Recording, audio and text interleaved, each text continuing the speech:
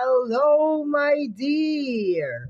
Welcome back sa ating YouTube channel. My name is RJ. At ang gagawin natin ngayon mga my dear, yung first 15 days para sa buwan ng September 2023. This is from September 1 hanggang September 15, 2023. At ang reading ito ay dedicated para sa'yo, my dear Virgo.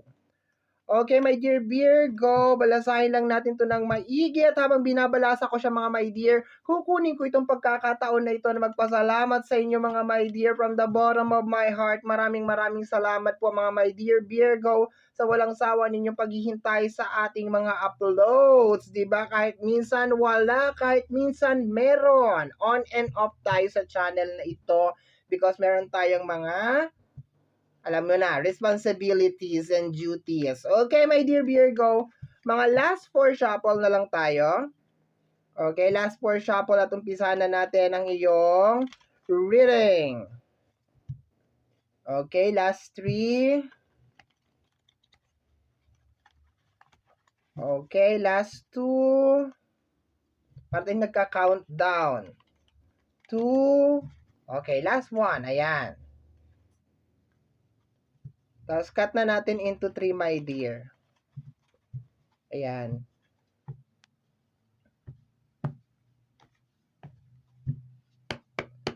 Okay, hagilapin na natin, my dear, yung iyong first card. Virgo, first 15 days of September. Okay, ayun na, meron na. Ano to? The Five of Cups, my dear. Anong kaartihan ito? Char, joke lang. Joke lang, my dear Virgo, no? Normally, my dear, pag lumalabas ang Five of Cups, parang meron kang dinidibdib. Para kang nagluluksa dito, my dear. Kahit anong blessing ang dumating sa'yo, my dear, parang hindi mo napapansin. Kahit gaano ka ka-bless bilang isang tao or kung ano man yung mga bagay na parating sa'yo, parang nananaig pa rin talaga yung mga kulang. Kasi kung makikita mo dito si Five of Cups, titig na mabuti sa screen bago ko sundutin niya mata mo. Titig. Ayan, kung makikita mo siya, my dear, may 3 cups na natapon sa baba. And then, ayan ka, nag-e-emote ka dyan. Pero kung makikita mo sa tabi niya, merong 2 cups which is symbolize ng blessing mo, ikaw bilang isang tao, you are blessed, at saka mga bagay na posibleng parating pa lang sa'yo ng mga blessing. Kaso dahil nag-e-emote ka nga, my dear, ay hindi na ako nagtataka, my dear. Okay, kasi Virgo season. Diba? Happy birthday! Nag-hermit ka. Okay, Okay, dagdagan natin yan, naintindihan ko na. Apektado ka sa sarili mong sign. Okay? Tingnan natin, my dear. Parang panghihinayang, parang ganun. Parang kang nanghihinayang, parang sinasabi mo dito sa card na to, ay sayang naman, natapon. Sayang naman, parang ganun. And then kahit sabihin natin, my dear Virgo, na nanghihinayang ka lang naman or parang nalulungkot ka lang naman, negative energy pa rin yan. Okay? Remember, meron tayong retrograde. Tama ba? Okay? Ng August 23 hanggang September 15, saktong-sakto, 'di ba? So ibig sabihin, my dear, kasi itong mga buwan na ito, itong mga araw na to, August 23 hanggang September 15 sa retrograde natin, dapat hindi ka na masyadong nag-iisip ng mga negative kasi maski maliit na negative na isip lang yan, my dear, lumalaki yan para yung butas sa short mo, my dear. Pag hindi mo tinahi, lalong lalaki at lalaki. Okay, so anyway, parang nagko-conclude lang ako dito na there's a tendency na apektado ka nung ating retrograde. Okay. We have here the Two of Pentacles related sa obligasyon, my dear. Okay? Related sa obligasyon. Posible, my dear, na may mga obligasyon na kinakailangan ng tulungan, cooperation, okay? Or mga obligasyon na kinakailangan dalawa kayong gumagawa, pero parang mag-isa ka lang. Yung pakiramdam mo parang mag-isa ka lang, my dear. Kasi kung makikita mo dito sa ating Two of Pentacles, Sa taas, meron dalawang person, okay? Kung titingnan mo, ay dalawa sila. Pero pagdating sa baba, parang isang person na lang kasi dalawang paa lang yung nakikita ko, di ba? So, ibig sabihin nito, ito yung energy ng pagbabalanse related sa usapin ng pinansyal. So, nakukonclude ko dito na dapat dalawa kayong gumagawa or merong tulungan dapat na nangyayari, pero wala. Okay? Posibleng broken relationship, pero posible lang yun, my dear, ha? Posible lang. Kasi natapon yung 3 cups, posibleng third party issue, ayan. O di kaya talagang nananaig lang talaga sa'yo, my dear, na parang nararamdaman mo talaga sa first 15 days of September na, okay, walang masyadong tumutulong, parang mag-isa lang ako dito. Hello, anybody, somebody. Okay, dagdagan natin yan, my dear. So, in short, meron pa rin mga problema na may kinalaman sa usapin ng pinansyal, plus dumadagdag pa yung iyong emosyon. So, therefore, tingnan natin, my dear. Dagdagan natin yung card mo para mas maliwanag yung message. Okay? My dear Virgo, the 6 of Swords. Yes, nag-hermit ka nga. Pabalik yung energy, my dear. Meron mga eksena, my dear, sa nakaraan na posibleng magbabalik. Okay? Kung meron kang nakaaway, merong mga alitan, meron mga hindi pagkakaunawaan, babalik lang siya. Kung meron din mga hiwalayan, babalik din siya.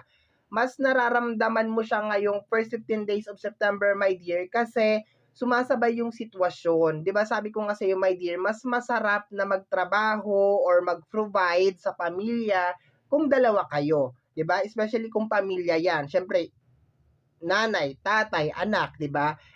Kung mag-isa ka lang, 'di ba? Parang walang pakialam yung isa, mahirap. Mahirap talaga kasi binabalansi mo, my dear, parang ikaw yung nagiging shock absorber ng lahat.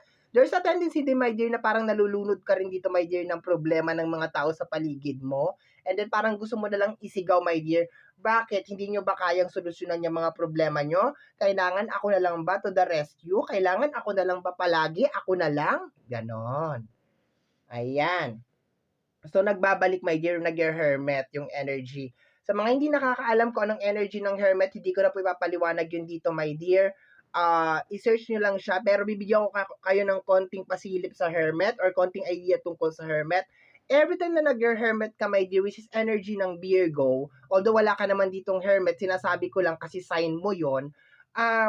Minsan nandoon yung energy ng pagsisisi o nandoon din yung energy na parang it takes time para makapagdesisyon ka o di kaya yung mismong utak mo, my dear, o yung mismong kaluluwa mo o mismong ikaw, bumabalik ka, my dear, sa nakaraan and then parang nakikita mo sa napakalaking TV screen yung mga bagay na nangyayari o nangyari na sa'yo and then nagsisisi ka.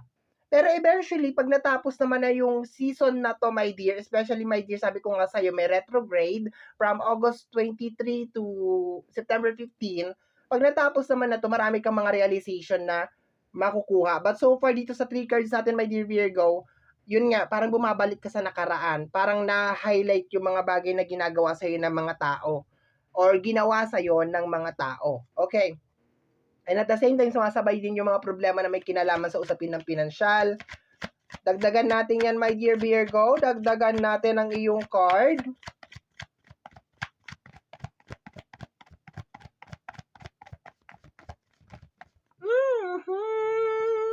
For real. Tingnan natin, my dear. Hindi ako nagbabasa ng reverse ko. Hindi ako nagbabasa ng reverse ko. Hindi ako nagbabasa ng reverse. So, just in case meron mga reverse na tumalsek, i-upright natin siya. So, ito yung pinaka-first card natin, Justice. Okay. Ayan na. Pag may justice, nararamdaman mo na, my dear, yung mga panggugulang, panggagago, pantatarantado sa'yo. So, kung napapagod ka, my dear, o gusto mong umiyak, iiyak mo yan. Walang masama dyan, my dear. Hindi kita pipigilan. But, just promise me na mag-move forward ka pa rin sa kabila ng nararamdaman mo ngayon, my dear. Kahit ano man yan na problema, my dear, kaya mo yan. You are a strong, independent person, okay? So, ayan na, my dear. Yung energy na parang nagbabalik ka sa nakaraan, my dear, temporary lang to, ha? Mga flashback lang to, my dear. Yon, posibleng meron kang pinagdadaanan ngayon na may kinalaman sa usapin ng pinansyal, tapos naiisip mo, kung kasama lang sana kita, kung nagtino ka lang sana, o di sana hindi ko niraranas yung ganito. Okay? But so far, my dear, ano lang yan, energy lang yan ng Virgo season. It's your sign, my dear. So, mas kilala mo yan, mas ramdam mo yan kaysa sa akin. Okay? Additional message tayo, my dear, is the Seven of Pentacles. May mga bagay na hindi darating, my dear. May mga ine-expect ka, my dear, na hindi darating. Okay? So, kung ine-expect mo, darating siya, babalik siya, magsusorry siya, hindi siya darating. Ngayon na ba magbabayad si ganito, si ganyan, hindi siya darating. And magdudulot yun sa'yo, my dear, na matindi. Kung noon, medyo hindi mo to iniintindi. Ngayon, magdudulot talaga siya sa'yo, my dear, na matinding kalungkutan talaga. Sin-emote kung emote ka talaga, my dear, kung gusto mo lang talaga umiyak. Kasi sabihin mo, kailangan ko yun. Kailangan ko, sana magbayad na siya kasi kailangan ko talaga yun. Kailangan ko ng tulong niya. Kailangan ko ng something. You're expecting, okay? You're expecting, especially yung apology, yung sorry, napakalaking bagay sa iyo yan, my dear, sa first 15 days of September, napakalaki. So, kung meron mga cross-watcher dyan, I think this is the time na i-approach na ninyo ang ating mga my dear Virgo and mag-sorry na talaga kayo, mga my dear. Okay, ayusin lang natin to. Ayan, itataas ko siya. Okay, meron pang isang nakataob dito, my dear. The Ace of Cups, yung frustration, my dear. Ulitin ko ha, yung frustration na matapos na yung problema na may kinalaman sa usapin ng pinansyal. Kaya ka nagkakaganyan, okay? So kung gusto mo matapos, my dear, yung problema sa usapin ng pinansyal, grab the opportunity. Uulitin ko. Tingin ulit dito. Tingin bago ko sundutin ang mata. Okay, remember may dalawa ka pang cups. Kahit umalis o talikuran ka ng buong mundo, my dear Virgo, meron ka pa rin talagang blessing. You are a blessed, strong, independent person, my dear. May mga parating pang blessing sa'yo, my dear. Kaya tigilan mo yan. Okay, hindi naman kita pipigilan, my dear, na mag-emote, umiyak, o kung ano man yung gusto mong gawin. Pero kung meron kang problema sa usapin ng financial, my dear, ano siya, one step at a time, araw-araw, my dear, masusolusyonan din yan. As long as kikilos ka, ha? Okay, last two cards tayo, mga my dear Virgo. Last two cards. The Six of Sword and the Justice pala. Sabihin ko sana Judgment eh. Justice. Ay, giatay. Okay. Ano to? The Ten of Sword, my dear. Okay. Kung ano yung mga bagay na pagod ka na, my dear, ito na yung huling buwan na mararanasan mo yan, my dear, no? So, kapit, my dear, kung meron kang mga dinadaing sa buhay, meron kang mga problema, this is going to be the last month, September. Aabutin pa to ng second half of September 16 hanggang sa katapusan.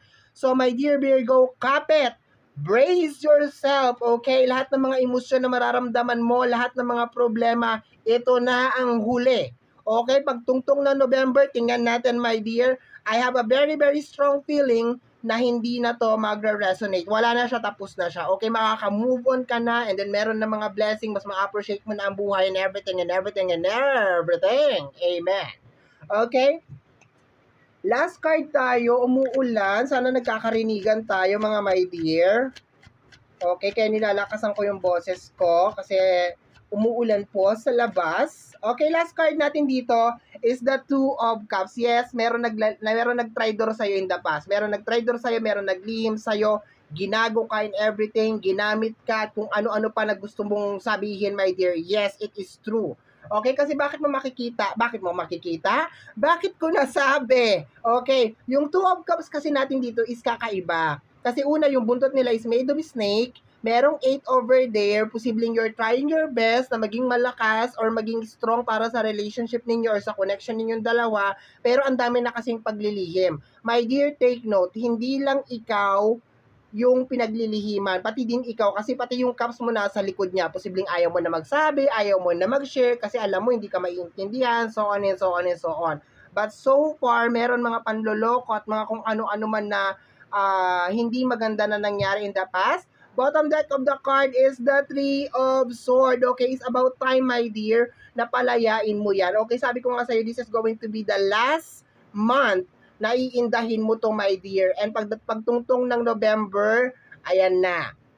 Meron ka ng bagong love life or something, or basta makakapag-move on ka na, very, very nice. But yung process, my dear, ng September is moving healing, hindi moving forward healing process siya, my dear. So wag ka na magtaka wag ka na magtaka kung bakit medyo makirot siya or masakit sa debdeb. Okay? So my dear Virgo, yan ang reading mo para sa yung first 15 days of September 2023. Somehow my dear, kung nagustuhan mo to, especially kung napadaan ka lang, don't forget to subscribe. Pakiclick po notification bell para ma-update ka sa aking mga upload. And free to like, free to share, free to comment sa lahat ng ating mga videos. Once again, my name is RJ, also known as Apo J. Maraming salamat po. And until next time, bye-bye. Thank you, my dear. Maraming salamat po.